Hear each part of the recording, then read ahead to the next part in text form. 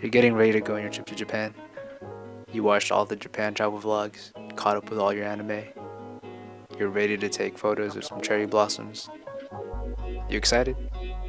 I'm excited for you.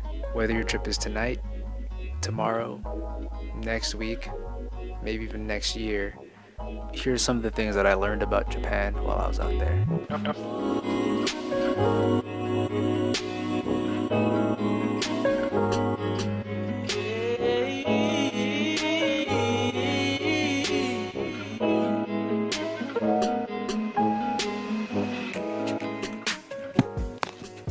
What up, internet world?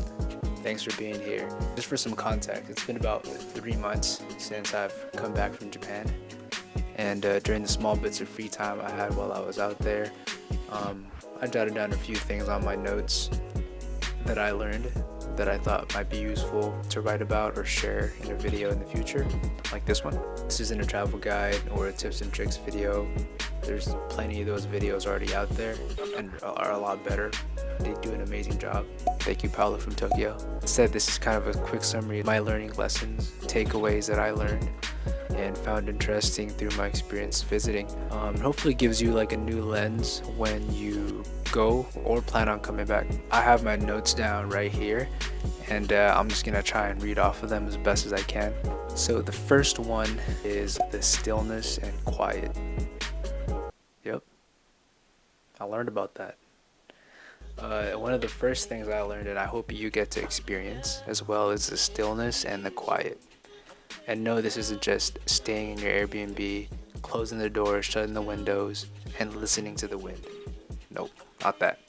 It's those small pockets of silence when you're out and about and you can like literally hear the birds, nature, you can hear the footsteps of others, and you can hear a quiet conversation that's far away.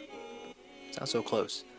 Yeah, it's weird, but growing up in Southern California all my life, and as you can tell, I probably don't go outside enough. Listening to the stillness of the nature this way and the sound of things bouncing back at you really was oddly satisfying. And it made me slow down mentally and appreciate those small moments even more. So there's a city called Torrance and Gardena in SoCal. If you know, you know. There's a healthy population of Japanese folks there. And over time, I found myself while I was growing up really driving to these areas and just gravitating towards some restaurants there, the new shops, and eventually even working at an OG ramen spot, Shinsengumi. If you know, you also know. And yeah, it was a while back. Fast forward to now, what captivated me then and now, it's the quality and level of care these people have for whatever their craft is. You can touch, taste, and feel the quality of the things and love in the things that you buy, and it's just so reassuring knowing that people put in hard work for whatever you're buying, whatever you're paying for. I mean, just the chicken karaage from the konbinis in Japan beats the fried chicken here any day. Any day. I can eat that every day, and we did every day. Yeah, so worth it. You gotta get the chicken karaage, 100%. Things feel like they'll last, and like people there will make good things because that's the expectation, the highest standard, and they don't expect tip at all. In fact, it's rude if you leave tip behind. They'll come running after you, trying to give it back. Not that I've tried, but I've heard stories. And hey, don't get me started, that's a whole nother topic. But the no tipping culture there really was a breath of fresh air, man. Really was. And side note, comment down below. I'm curious to know what you guys think about if you've already been to Japan, the tipping culture there versus here in the States. Comment down below what you think. And hey, don't get me wrong, I'm sure there are things they lack, but as a tourist, I mean, I couldn't help but appreciate the level of care and quality and detail they have for what they serve. Right. So the next one is empathy and the high level of it they have in their culture. yeah, from interacting with the folks at the shops and the streets and really just being a bit more observant.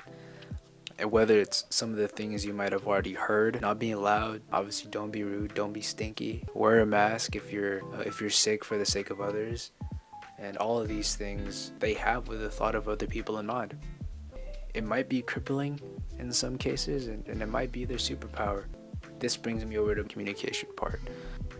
So, as a gaijin, you might be thinking, as much as I want to speak Japanese, I can't. Too shy, I don't know enough, and I'd rather just not.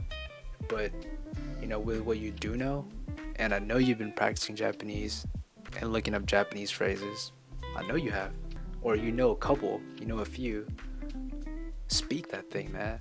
Speak it. It's worth it. There's a saying by Nelson Mandela. He says, if you speak to a man in a language he understands, that goes to his head. But if you speak to him in his own tongue, it goes to his heart. And I couldn't agree enough.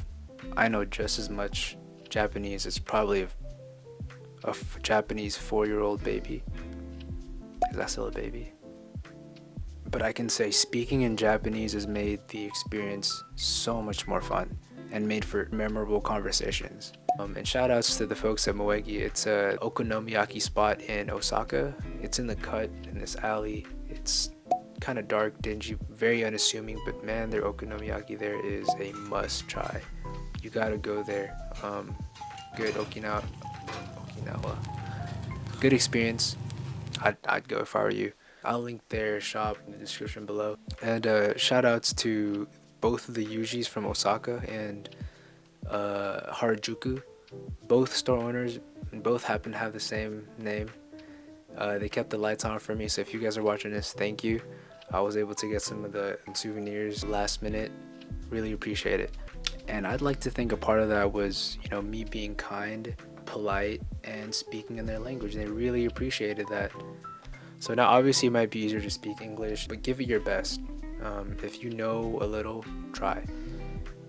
I know if I saw a foreigner trying to speak my native tongue, this person's trying, I'd cheer him on.